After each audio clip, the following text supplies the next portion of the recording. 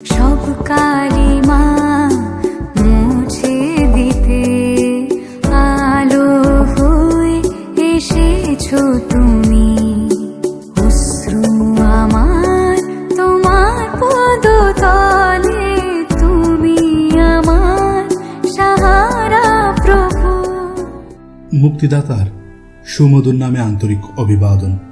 মতিলিখিত সুসমাচার 10 অধ্যায় 28 পদে লেখা আছে, আর যাহারা শরীর বধ করে কিন্তু আত্মা বধ করিতে পারে না, তাহাদিগকে ভয় করিও না।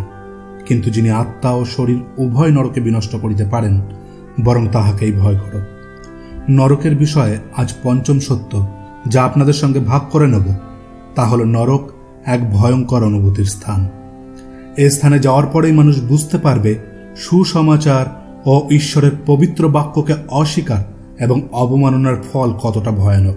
বিভিন্ন উপায়ে সুসমাচার ও ঈশ্বরের সত্য বাক্য মানুষের কাছে পৌঁছানো হচ্ছে, তবুও মানুষ তাতে বিশ্বাস না করে নরকের অধিকারী হচ্ছে।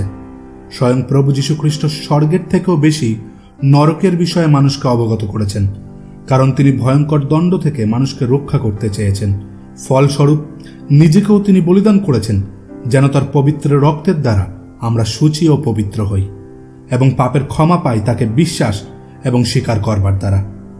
ঈশ্বর আপনাকে সাহায্য করুন নরকের অনুভূতি থেকে রক্ষা পেতে, বরং স্বর্গের অনুভূতিকে লাভ করতে।